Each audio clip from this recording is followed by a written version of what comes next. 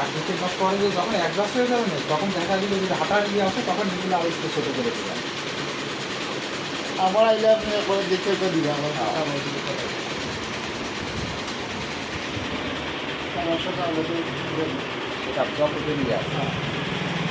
এটা যতদিন পা ইউজ করবেন ততদিন যে কোনো সমস্যার সমস্যা হলে তারা আছে না। আমরা আছি। আর এটা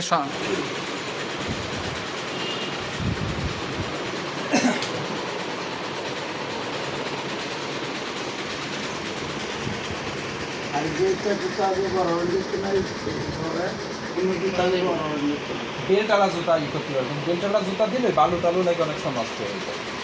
আর এই জুতার ভিতরে তো বালু পানি এগুলো রাখতে পারে না। আপনি এই পায়ে দরকার অন্য জুতা পরবে, আর ওই পায়ে ওইভাবে থাকবে, সমস্যা কি?